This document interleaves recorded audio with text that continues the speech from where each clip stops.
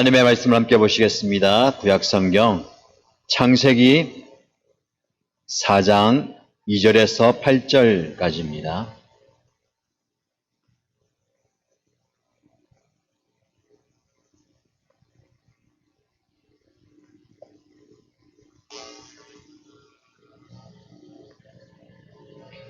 창세기 4장 2절에서 8절까지 말씀을 함께 읽겠습니다.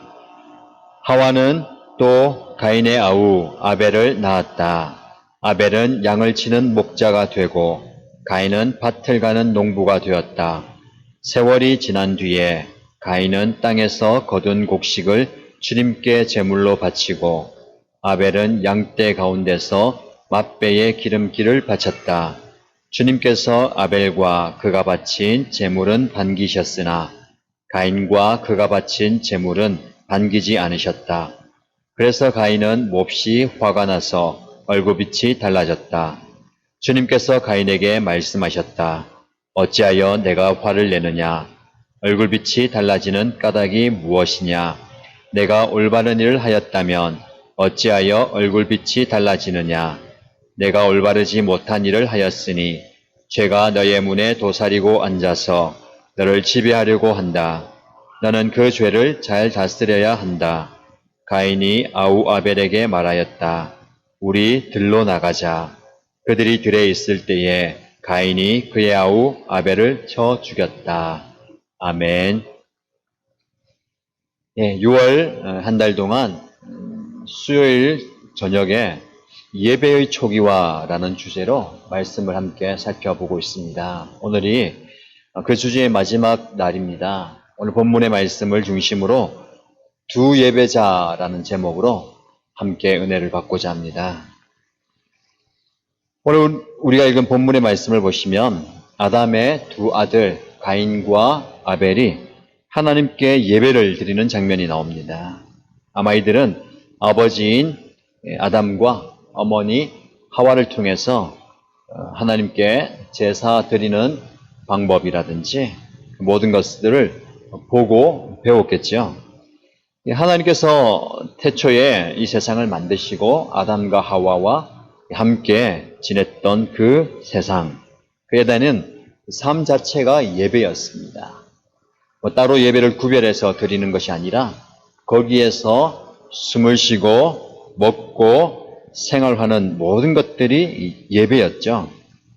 여러분, 예배는 우리가 생각할 때에 어떤 형식과 내용, 의미가 다 있는데 형식을 많이 생각합니다. 어떤 예배냐? 오늘날 예배도 많은 형식이 있잖아요. 그래서 우리가 어떤 예배 이렇게 부르기도 하는데 모든 것들이 형식이 있습니다. 그러나 에덴 동산에서의 그 예배라는 것은 오늘날 우리가 생각하는 어떤 형식을 생각할 필요가 없습니다. 내용이라고 얘기할 수도 있어요. 그저 살아가는 그 자체가 하나님을 향한 예배가 되는 거죠. 그래서 6월 동안 우리가 예배에 대해서 많이 이제 말씀을 나누는데 거기에 대한 핵심은요, 우리가 정해진 예배, 그 형식을 어떻게 하고 그 형식을 잘 맞추고 갖춰야 되고 따라야 된다라고 전혀 말씀드리지 않았습니다. 내용을 말하는데요, 우리의 삶 자체가 하나님을 향한 예배이어야 한다라고 강조하고 있습니다. 그래서 우리는 예배할 때에 내가 따로 시간을 내서 따로 정한 장소에서 어떤 형식을 가지고 하는 예배보다는 저와 여러분 자체가 예배자로 살아가는 거죠. 그래서 우리가 하는 모든 삶이 하나님을 향한 예배가 되자라는 것이 이번의 주제입니다. 이게 우리의 내용이에요. 자, 오늘 본문에 읽은 말씀도 마찬가지입니다. 사실은 태초의 그 에덴에서는 그 살아가는 것 자체가 예배였다고 했죠. 그 예배의 핵심은 뭐냐면 하나님과의 관계예요. 하나님께서 왜 예배를 드리라고 하셨고 또 피조물들은 예배를 드리냐면 이 예배라는 것은 창조주 하나님과 피조물인 그 만물과의 그 관계를 정립하는 것이고 표현하는 것이에요. 우리 좀 넓게 보면 존재 자체와 삶 자체가 예배잖아요. 자, 인간을 제외하고 이 자연 만물들도 하나님을 예배합니다. 그 존재 자체로, 그리고 그의 생애 자체로 하나님을 예배해야 하는 거야. 하나님의 살아계심과 그분의 성품과 일하심을 드러내는 거거든요. 그래서 예배가 뭐냐면 하나님과 우리의 관계를 정립하는 것이고 표현하는 것인데, 이 예배를 통해서 예배 드리는 사람이 드러나는 것이 아니라 예배의 대상이신 하나님이 드러나는 거예요. 쉽게 말하면 우리가 찬양을 할 때에 찬양은 하나님을 높여드리는 거라고 이제 표현을 합니다. 그렇죠? 하나님의 성품과 하나님의 일하심, 그분의 모습을 드러내는데, 물론 찬양 안에도 우리의 고백과 우리의 기도가 담긴 찬양이 있습니다만은 넓게 봐서 하나님을 드러내는 거예요. 자연 만물들이 하나님을 드러내는 거. 그래서 우리 조금 지난번에도 한번 말씀을 나눴는데, 자연을 통해서 우리가 하나님을 발견할 수 있고 자연과 함께 하나님을 예배하는 그 영성을 좀 키우면 좋겠습니다. 여러분 하늘 보시고 그리고 풀과 나무와 꽃들을 보시는 여유가 좀 필요합니다. 목사님 사는 것도 바쁘고 힘들고 이 와중에 무슨 그런 여유가 없습니까? 그런 여유가 어디 있습니까?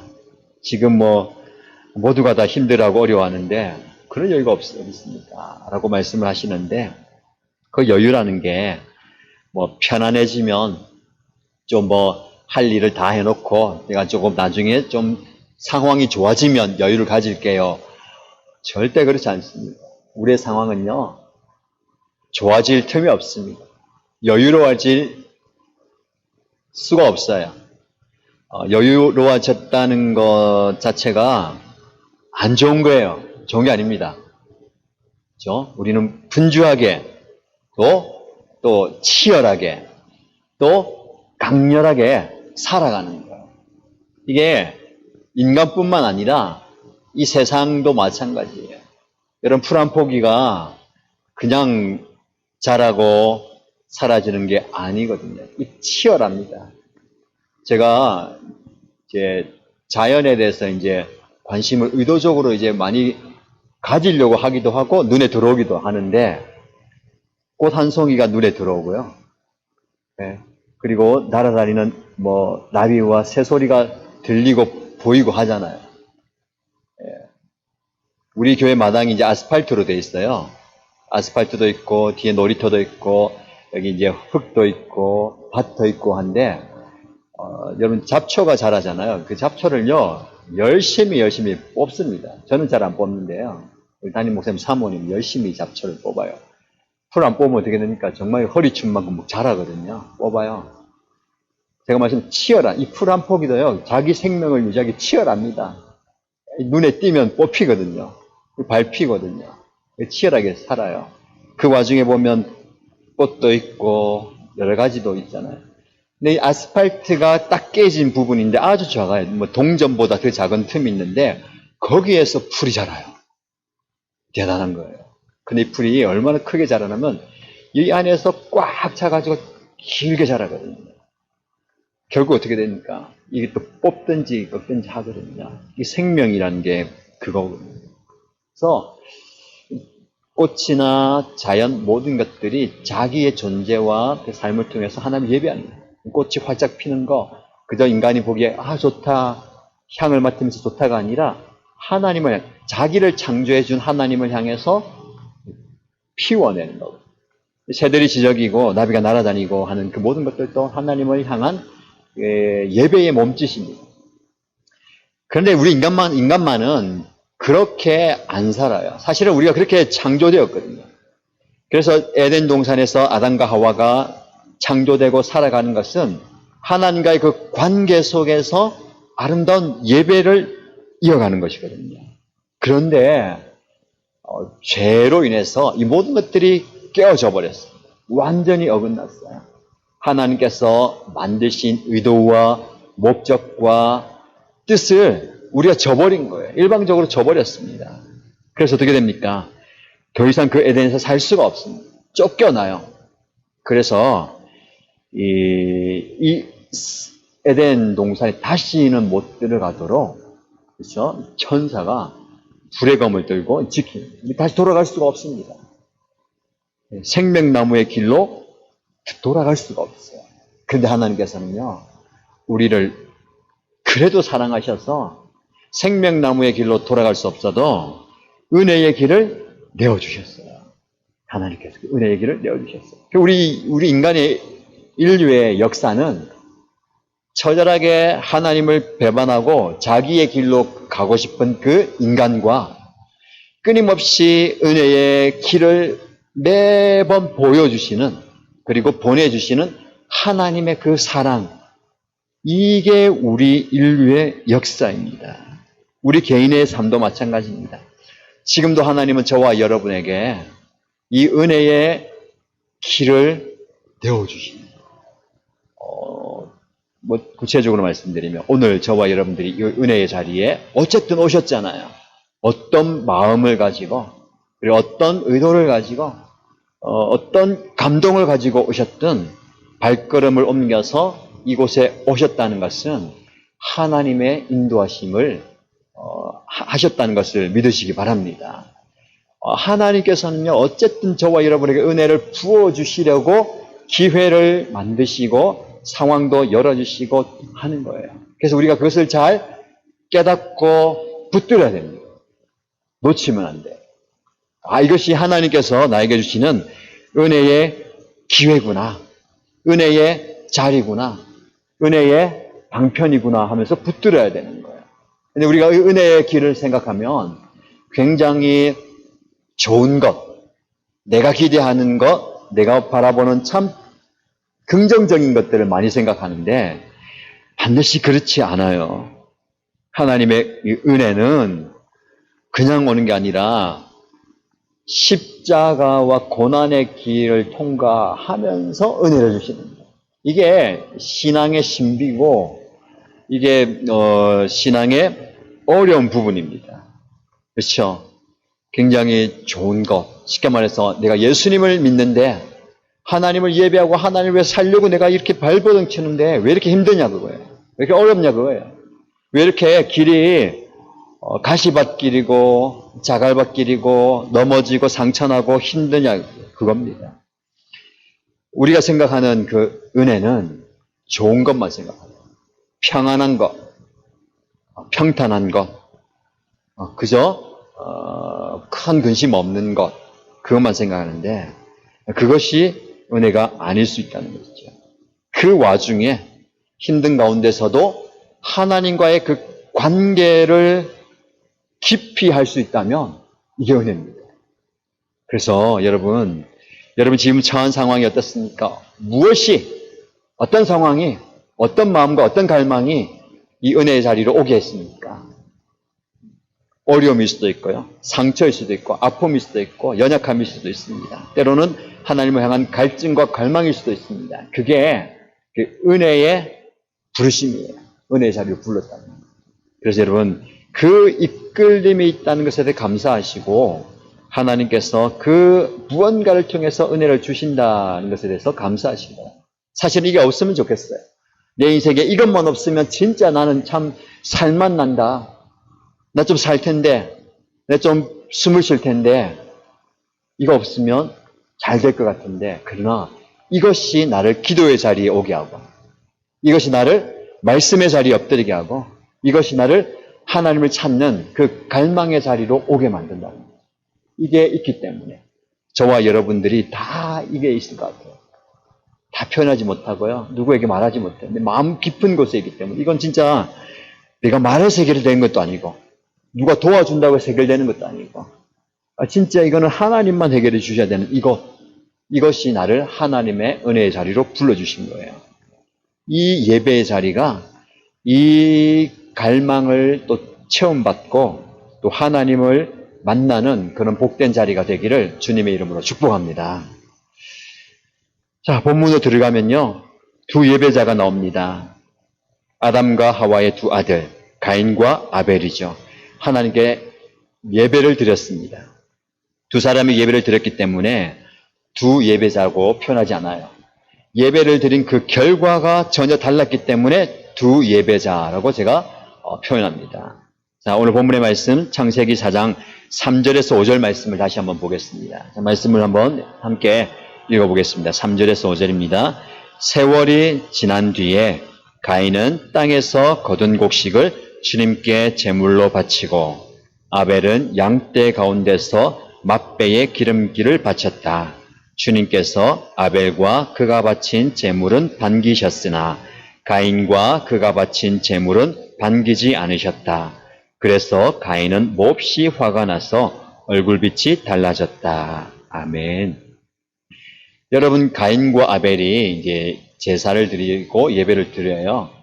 그런데 이 한 부모에게서 난 형제입니다. 그리고 똑같은 예배를 보고 배웠어요. 그런데 가인과 아벨이 드리는 제사가 서로 달랐습니다.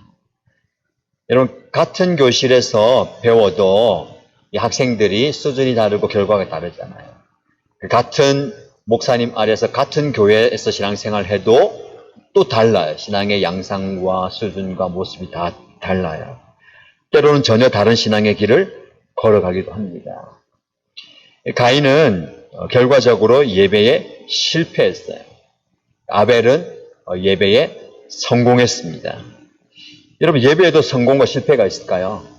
무엇이 성공이고 무엇이 실패겠습니까? 성공, 실패. 이게 참 세상적인 단어 같아요. 성공했느냐, 실패했느냐. 우리가 이걸 표현할 수 있는 언어를 생각해 볼 때에 이 성공과 실패함이 확 와닿잖아요. 그런데 이것은 성공과 실패는 가인의 측면, 아벨의 측면이 아닙니다. 아까 제가 말씀드린 것처럼 예배는 전적으로 예배 드리는 사람의 측면이 아니에요. 예배를 받으시는 대상인 하나님의 측면에 있어서 성공과 실패는 하나님이 그 예배를 받으셨으면 성공입니다. 하나님이 그 예배를 받지 않으셨으면 실패예요. 그러면 아니 예배는 예배를 다 받으시지 하나님이 기뻐 받으시는 예배와 기뻐 받지 않은 예배가 있느냐 그거예요. 누구 예배를 기뻐 받으셨죠? 아벨의 예배는 받으셨어요. 가인의 예배는 받지 않으셨습니다. 이유가 뭘까요? 우리가 이제 주일학교 때부터 많이 이제 배워오고 적용되고 하는데 여러 가지 얘기를 많이 들었습니다. 그들은 걸 종합해보면, 정리해보면 어떤 분은 이렇게 얘기해요. 가인은 뭘 드렸죠? 곡식을 드렸어요. 아벨은 양을 드렸잖아요. 그래서 이제 피 흘리는 제사를 드렸기 때문에 기뻐 받으신다. 그 형식과 내용을 얘기하잖아요. 그렇죠? 맞을까요? 이 창세기의 본문에는 왜 받으셨는데 왜 받지 않는 이유가 없어요. 과정이 없습니다. 히브리서 가면은 이제 믿음으로 아벨은 제사를 드렸다. 이게 핵심이잖아요. 믿음으로. 그럼 가인은 믿음으로 드리지 않았다는 거. 그러니까 형식보다 중요한 것은 그 내용과 그 깊이 있는 의미. 결국 이 믿음이라는 건 뭘까요? 예배 드리는 사람의 중심이거든요. 믿음이 있다는 거예요. 그러면 어떤 믿음일까요? 어떤 믿음? 무엇을 믿는 믿음? 여러분, 믿음의 대상, 아까 예배의 대상도 마찬가지로 말씀드렸는데 예배의 대상은 하나님입니다. 하나님 외에 예배를 드린다는 것은 우상숭배잖아요. 크나큰 죄입니다. 그러면 믿음의 대상도 마찬가지예요. 믿음은 여러분 우리가 잘 깨달아야 되는데 우리가 무엇을 믿느냐라는 질문은 잘못된 것입니다. 믿음의 대상화. 믿음은 하나님을 믿는 거기 때문에 누구를 믿느냐가 되어야 되는 거예요. 우리가 무엇을 믿느냐를 굉장히 많이 생각합니다. 하나님께서 나를 지켜주실 것을 믿습니다. 그렇죠. 사실은 하나님 나를 지켜주십니다. 하나님께서 나를 인도해 주실 것을 믿습니다. 하나님 나를 인도해 주십니다. 하나님께서 나에게 복 주실 줄을 믿습니다. 하나님 나의 연약함을 돌아보시고 나의 질병을 치료해 주시고 나의 필요한 것을 채워 주실 것을 믿습니다. 많이 표현하고 많이 생각하는데 우리가 조금 더 깊이 들어가면요. 여러분 우리가 그것보다 중요한 것은요. 하나님을 믿는 거죠. 대상이 바로 돼요. 쉽게 말씀드리면 아버지를 향한 신뢰와 믿음, 어머니를 향한 신뢰와 믿음이 있어야 되는데 우리는 아빠, 엄마가 주는 그 무엇을 기대하는 거죠. 아, 우리 아빠, 엄마는 날 사랑하셔. 그러니까 내 좋아하는 것을 이걸 해주신단 말이야. 그리고 그것을 기다리는 거예요. 그 선물을 받으면 아 좋다. 좋은 아빠야. 좋은 엄마야. 좋은 관계를 맺는 것 같은데 하나님께도 마찬가지예요. 하나님께서 내가 기대했던 것들을 들어주시고 응답해 주시고 채워주시는 것을 보면서 하나님 감사합니다. 참 멋진 분이고 하나님 나는 사랑받고 있는 존재네요. 하나님 나를 사랑하시네요. 그렇게 생각 많이 하는 거예요. 거기에 많이 젖어 있으니까 그러면 거꾸로 그 믿음이 깨어지는 거예요. 아니 나를 사랑한다면서 나를 이뻐하시고 나를 인도해 주시고 나를 복 주신다면서 왜 이렇게 어렵게 만드세요? 상황은 풀리지 않고 문제는 더 힘들어지고 나는 더 괴로움과 고통 속에 빠져들어가느냐. 내가 믿었던 것들이 무너지는 거예요. 깨어지는 겁니다. 내가 믿었던 대상이 그거니까. 그러나 우리는 하나님을 향한 신뢰, 믿음을 회복시켜야 돼요. 우리가 예배의 조기화를 얘기할 때에 예배의 대상을 바로잡고 그 예배의 대상이신 하나님을 향한 믿음을 가지고 예배 드릴 때에 그 믿음이 하나님을 향해야 되는 것이죠. 하나님께서 주시는 복과 하나님께서 주시는 치유와 하나님께서 주시는 그 손길을 믿고 바라보는 것이 아니라 그것 넘어 있는 하나님을 보는 것이죠. 자, 본문의 말씀을 보시면 하나님께서는 왜 가인의 제물을 거절하셨는지에 대해서는 말씀하지 않습니다. 근데요, 하나님께서 이 선택하셨어요. 가인을 선택한 게 아니라 아벨을 선택하셨습니다. 이거는 우리의 생각과 우리의 기대를 초월하는 거예요. 우리의 손을 넘어가는 거예요. 우리가 감당할 수 없는 것을 넘어가는 거예요. 여러분, 구원이 그거예요. 여러분, 저와 여러분들이 구원받았습니다. 우리가 구원을 받기 위해서 무엇을 했죠? 아무것도 없습니다. 어느가 하나 아무것도 없습니다. 오직 예수 그리스도의 공로로 하나님의 은혜와 사랑에 힘입은 예수 그리스도의 공로로 우리는 구원받는 거예요. 목사님, 저는 예수님을 믿었잖아요. 그 믿음마저도 하나님께서 주시는 거예요. 성령께서 주실 때 믿음을 고백하고 믿음으로 나아가는 거잖아요. 이 하나님이 완전히 선택하는 거예요. 그럼 이 많은 사람들 중에 저와 여러분들 선택해서 구원받게 하셨다는 것은 하나님께 달려있어요. 이건 뭐라고 할 수가 없는 거예요. 하나님 왜 나를 구원하셨어요? 왜 저 사람은 구원하지 않으시나요? 얘기할 수가 없는 거예요. 하나님께서 선택하시는 거예요. 이걸 우리가 좀 잘 살펴봐야 되는 것이죠. 자, 여러분 이제 다시 그러면 하나님께서 받으시는 예배, 이 아벨은 받았어요. 이 가인은 받지 않으셨어요. 신약 성경으로 가보면 이 부분에 대해서 나오는 이제 한 인물이 있는데 그 인물과 함께 좀 살펴보면 좋겠습니다. 그럼 사도행전 10장 말씀을 한번 찾아보시죠. 신약 성경 사도행전 10장입니다. 사도행전 10장 1절에서 4절까지 말씀을 보시면 고넬료 이야기가 나와요. 함께 한번 읽어보면 좋겠습니다. 사도행전 10장 1절에서 4절입니다.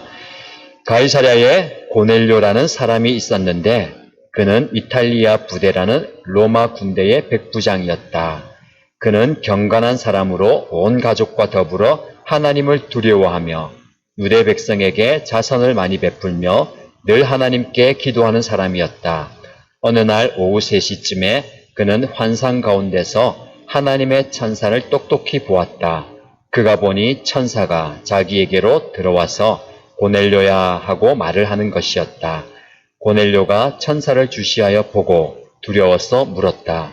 천사님, 무슨 일입니까? 천사가 대답하였다. 내 기도와 자선 행위가 하나님 앞에 상달되어서 하나님께서 기억하고 계신다. 아멘. 여러분, 여기 한 인물은 고넬료입니다. 이 사람은 백부장이에요. 그러면서 이방인이라고 표현하고 있습니다. 여러분, 백부장이라면 로마의 100명의 군인을 거느린 권세 있는 사람이에요.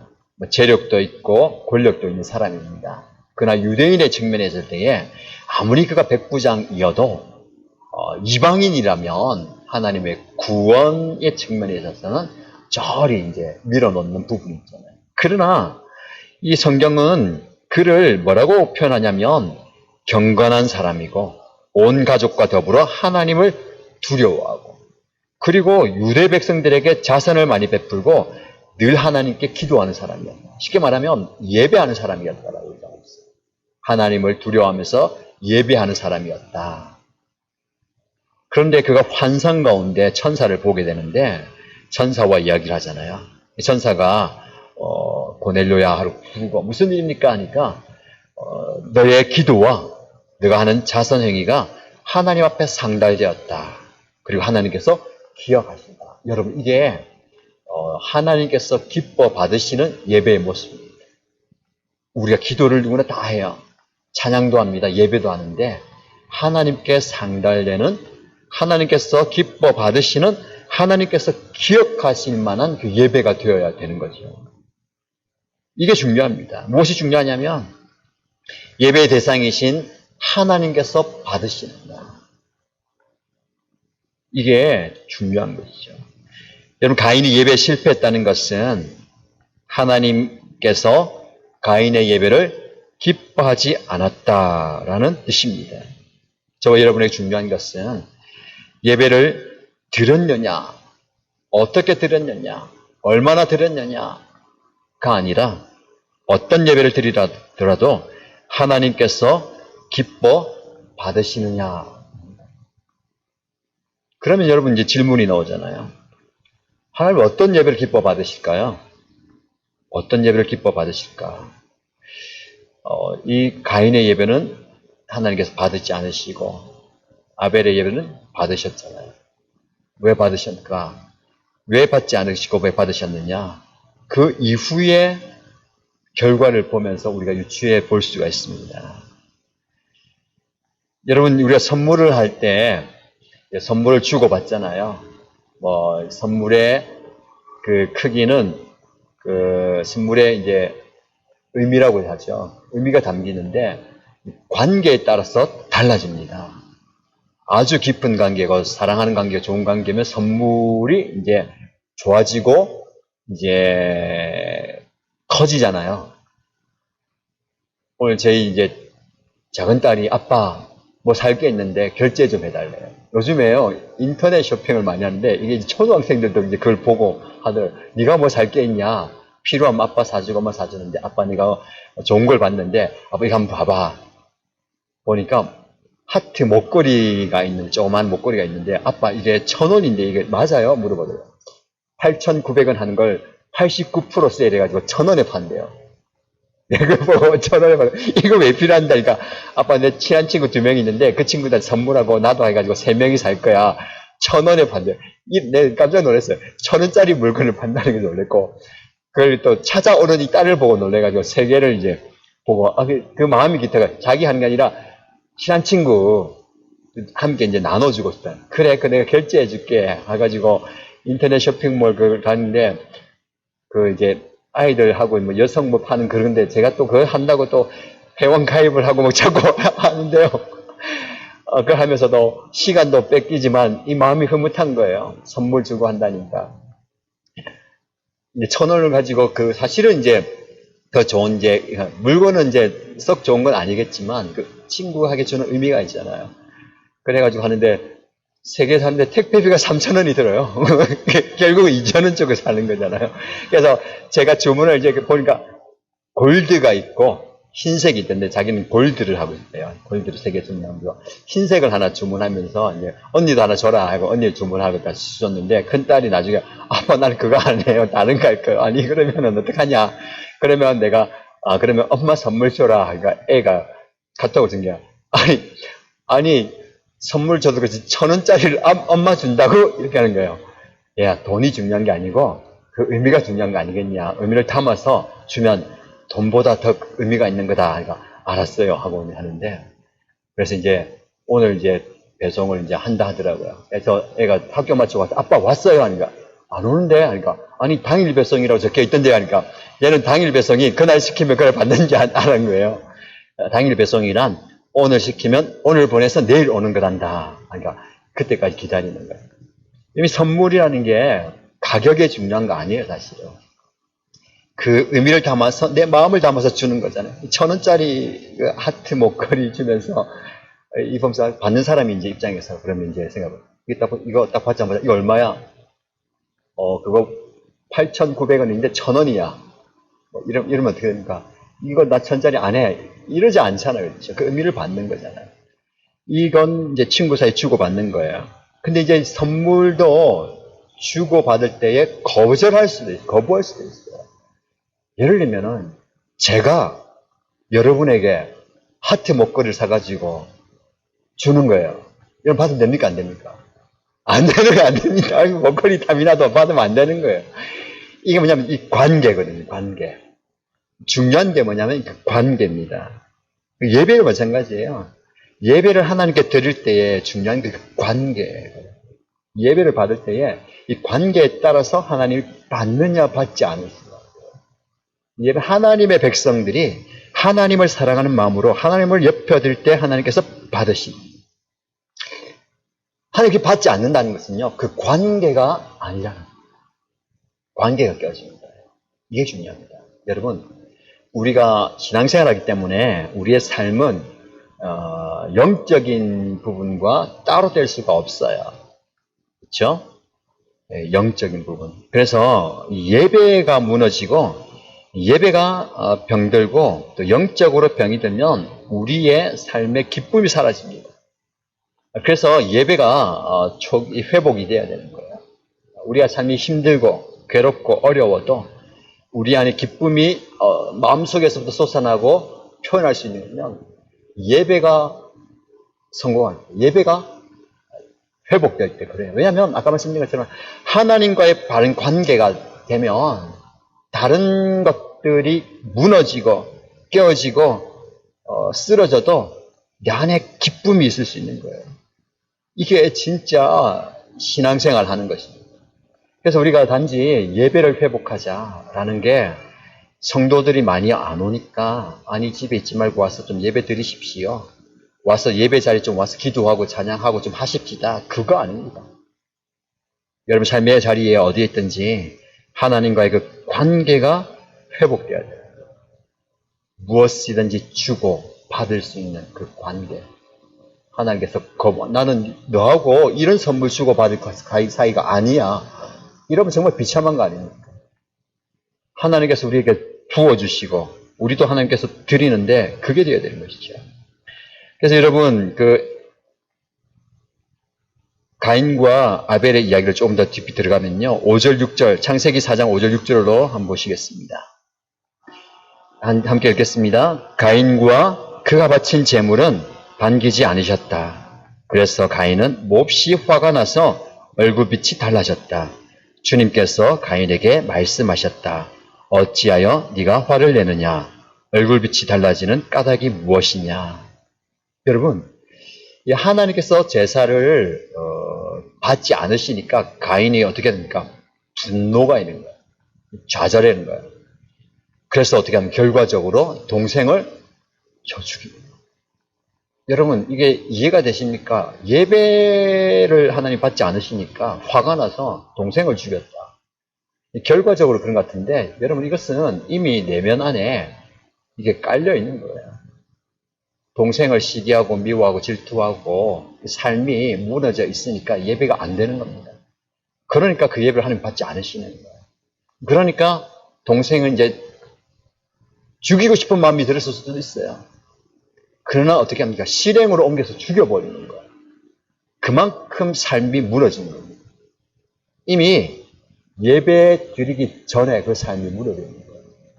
그런 마음 태도와 자세를 가지고 예배를 드리는데 하나님께서 그 예배를 받으시는 그거예요. 그래서 우리는 하나님께서 기뻐 받으시는 예배를 드릴 수 있도록 우리 자신을 점검해야 됩니다. 내 자신의 삶을 돌아봐야 됩니다. 그래서 우리 삶이 하나님을 향한 예배가 제대로 드려질 수 있도록 정리하고 점검하는 게 필요한 것이죠.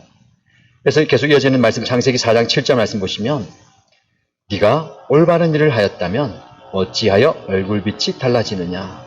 네가 올바르지 못한 일을 하였으니 죄가 너의 문에 도사리고 앉아서 너를 지배하려고 한다. 너는 그 죄를 잘 다스려야 한다. 하나님께서 뭐라고 말씀하시냐면 네 얼굴빛이 왜 그렇게 달라지고 하느냐. 안색이 이렇게 변하고 왜 이렇게 분노하느냐. 죄가 너의 문에 도사리고 있는데 죄가 너를 지배하려고 하는데 너는 오히려 그 죄를 네가 다스려라 라고 얘기합니다. 이 말씀은 가인이 아벨을 죽이기 전에 하신 말씀이에요. 그럼 그 말씀을 들으면 어떻게 됩니까? 내가 지금 이런 마음을 품으면 안 되지. 내가 지금 잘못했구나. 내 삶과 내 마음의 태도와 자세를 다 바꿔서 다시 하나님을 예배하고 다시 하나님께서 기뻐하시는 삶을 살아야 되겠다 하고 돌아야 되는데 그 죄를 다스리는 게 아니라 그 죄가 그 가인을 지배해버리는 거예요. 그래서 동생을 데리고 나가서 들로 나가자. 8절이죠. 들로 나가자. 들에 있을 때에 가인이 그의 아우 아벨을 쳐 죽였다. 그렇게 악을 행하는 것이죠. 동생을 향해서 분노의 칼을 가지고 있다가 이제는 분노의 끝을 보여주는 거예요. 예배 실패자의 모습입니다. 예배를 못 드렸기 때문에 예배에 실패했기 때문에 이런 삶을 살았다. 그게 아니에요. 이미 그의 삶 가운데 하나님 보시기에 합당하지 않은 삶을 살았기 때문에 예배도 안 되고 삶도 무너졌다. 하나님께서 그것을 돌이킬 수 있는 그 기회를 주셨음에도 불구하고 제가 아까 말씀드렸지만 은혜 받을 수 있는 은혜 자리 돌아올 수 있는 하나님의 말씀을 주셨음에도 불구하고 돌이키지 않은 거예요. 그냥 내어버린 것이죠. 그런 가인입니다. 자, 그렇다면 우리가 저와 여러분들의 삶에 어떻게 적용할 수 있겠습니까? 여러분, 우리는 너무 쉽게 이 말씀대로 적용해가지고 하나님 기뻐하시는 예배를 드려야지.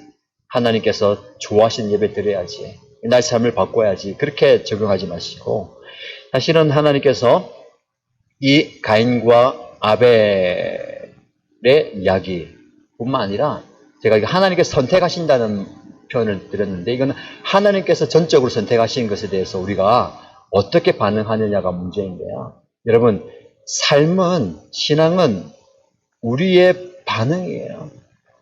에서와 야곱의 이야기를 제가 이제 드리고 싶은데 뭐냐면, 여러분, 에서와 야곱은 이제 쌍둥이로 태어났지만, 결과적으로 야곱이 아버지에게 받을 복을 다 받았잖아요. 하나님의 복도 받았잖아요. 에서는 어떻게 보면 아무 잘못이 없어요. 잘못한 게 없어요. 근데 하나님의 선택을 못 받았습니다. 아버지의 선택도 못 받았어요. 비참하잖아요. 형이지만 그 받을 축복을 동생이 다 가져버리고. 그래서 어떻게 합니까?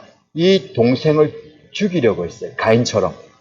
이 동생이 그걸 알고 도망을 가버렸습니다. 이 에서가 오랜 기간 동안 그 마음의 분노와 좌절과 상실한 마음을 가지고 지냈어요. 근데 이 야곱이 오랜 시간 뒤에 고향으로 돌아오잖아요. 돌아올 때에 뭘 제일 두려워하냐면 자기의 형을 제일 두려워합니다. 내가 그의 복을 다 빼앗았기 때문에 그 전에 나를 죽이려고 했다면 지금 가도 아마 나를 죽일 거야. 그래서 이 야곱이 꾀가 많잖아요. 그래서 어떻게 합니까? 가족들을 반으로 나눠가지고 그래가요. 왜? 이쪽을 치면 이쪽이라도 도망가게. 이쪽 치면 이쪽을 도망가게. 그리고 이제 줄을 세워서 하는데 자기하고 자기 사랑하는 라헬하고는 제일 뒤에 하고 이제 다른 가족들은 제일 먼저 앞에서 이제 전쟁이면 뒤에서라도 살게 도망가기 위해서 그렇게 가요. 그리고 강을 이제 가기 전에 야복 강가에서 하나님을 만나서 씨름을 해요. 하나님 붙들면서 하나님 나에게 축복해 주지 않으면 나는 이 놓지 않겠다 하면서 붙들어요. 근데 결과적으로 하나님께서 에서와 야곱을 회복시켜요. 사실은 야곱이 이제 제일 두려워하는 게 상황과 환경과 주변이 나를 죽일 것 같은 거예요. 나를 괴롭히고 나를 힘들게 하는 이 상황이 어려웠어요. 그런데 하나님께서 역사하셔서 에서의 마음을 바꾸셨어요. 에서가 가인과 다른 게 뭡니까? 그의 마음을 바꾸고 동생을 포옹하면서 안아줍니다. 이게 사랑이고 용서고 화해고 회복이고 하나님께서 원하시는 게 그 모습. 그리고 야곱을 만지시는데 야곱은 생각했습니다. 나는 정상이고 나는 복받고 내가 가는데 형을 바꿔주시고 상황을 바꿔주시고 환경을 바꿔주십시오. 근데 정작 바꿔야 될 것은 뭡니까? 자기 자신이었거든요. 하나님께서 그를 꺾으십니다. 그를 완전히 바꿔서 이스라엘로 바꿔. 결국 무엇이십니까?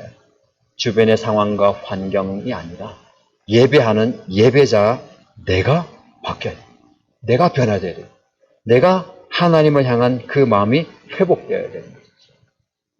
어떻게 보면 에서와 가인은 이렇게 얘기할 수 있어요. 하나님 불공평한 거 아닙니까? 왜 동생을 축복하고 왜 저 아이에게는 사랑해 주시고 복 주시고 나는 예배받지 않으시고 복 다 빼앗아가 버리고 우리 인간들의 모습이에요.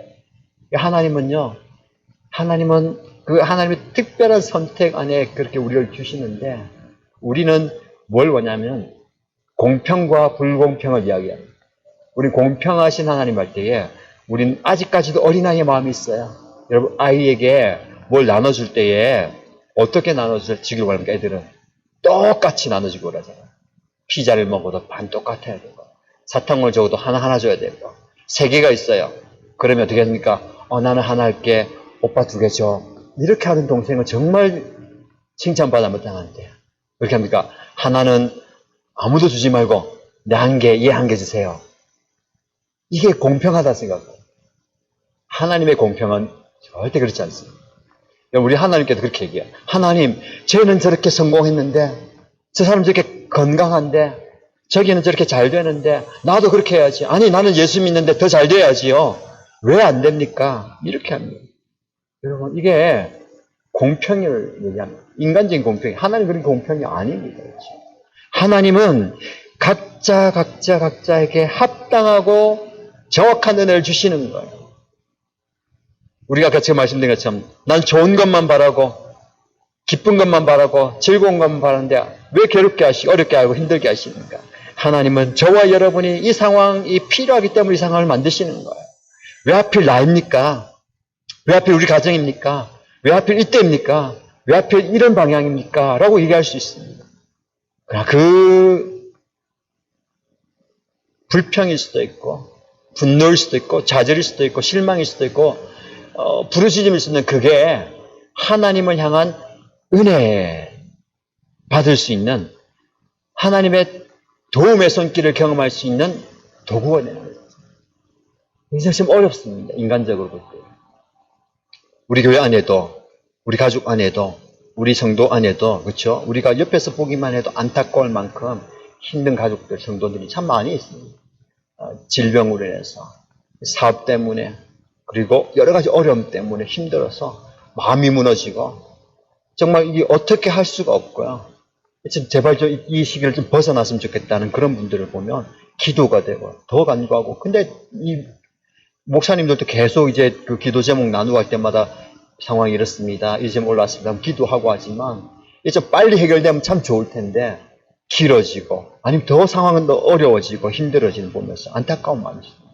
이게 풀리면 목사님 감사합니다. 기도해 주셔서 감사합니다. 상황이 좋아졌어요. 해결됐어요. 성공했어요. 그럼 기도 응답이고 좋잖아. 이건 참 인간적으로 때문에 너무 마음이 확 풀리고 좋아요. 근데 이 끝까지 가는 부분이 있어요. 오래 가는 부분들이 있어요. 여러분 이걸 어떻게 해결할 수 있겠습니까? 우리는 기대하기는 이게 빨리 끝나고 해결되고 나아지고 풀어지면 좋은데 그게 아니고 꾹할 때에 하나님께서요 또 다른 측면을 쓰면 우리를 통해서 이 여러 가지 이제 풀리지 않는 이걸 통해서 하나님은 우리를 더 깊이 다루시고 만지시고 우리 하나님 경험하기 원하게 하신다는 걸 깨닫게 됩니다. 이걸 좀 우리가 좀 깨닫고 하나님께 나아가는 예배의 방편이 되었으면 좋겠습니다. 여러분 하나님께서 저와 여러분에게 우리 공동체에게 그걸 주셨습니다. 그래서 좀 느껴볼까요? 대한민국 안에 보면요. 하나님께서 코로나라는 이 아픔을 겪게 하신 이게 대한민국만 아니라 전 세계잖아요. 전 세계적으로. 이런 경우도 없잖아요. 뭐 전쟁 1차 대전, 2차 대전이 있고 뭐 전쟁이 있어도 그 지역에 한정적이었어요. 이거는 전 세계가 다 모두가 다 힘든 부분입니다.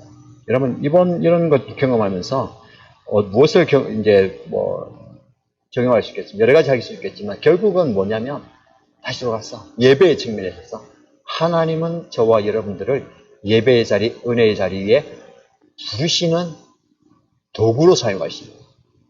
그게 나를 정말 가슴 아프게 만들고, 날 정말 짓누르게 만들고, 날 정말 괴롭게 만드는 그것. 그러나 이것 때문에 내가 하나님의 전에 나오고, 하나님을 찾고, 하나님을 만나고, 하나님의 은혜를 경험하면 이것이 축복인 줄 믿습니다. 이걸 우리가 고백하면 좋겠습니다. 이렇게 기도하고 하나님의 은혜를 구할 때에 하나님께서 복 주실 줄 믿습니다. 여러분, 핵심은요, 예배 드리는 사람입니다. 하나님은요, 거기 관심이 있어요. 저와 여러분 성공하는 거, 잘 사는 거, 많이 누리는 거, 오래 사는 거, 많이 경험하는 그게 중요한 게 아니라 우리 한 사람 한 사람 영혼을 보는 거예요. 한 영혼이 나를 찾느냐, 하나님과의 그 관계를 맺느냐, 그걸 봅니다. 하나님과 예배하며 하나님과의 아름다운 관계를 맺는 그 한 사람이 바로 저와 여러분 되시기를 축복합니다. 우리 함께 기도하십시다. 말씀을 기억하면서 오늘 두 예배자라는 말씀을 우리가 함께 나눴는데, 하나님, 제가 드리는 예배를 기뻐 받아주십시오. 이렇게 기도하지 마시고요. 하나님 기뻐하시는 예배자가 제가 되고 싶습니다. 하나님 기뻐하는 사람 되고 싶습니다. 내가 예배 많이 드린다고, 내가 열심히 많이 하게 된다고 아니라 그냥 하나님이 나를 기뻐하시는, 내가 살아 숨쉬는 것도 기뻐하시고, 내가 괴로워서 눈물 짓고 아파하고 하나님께 하소연하고 하나님 어떻게 하면 좋습니까? 괴로워하는 그 모습까지도 기뻐 받으시는 내 존재, 내가 이렇게 예배드립니다. 이런 존재가 나에게 원합니다. 나를 받아 주옵소서. 이 고백으로 함께 기도하겠습니다.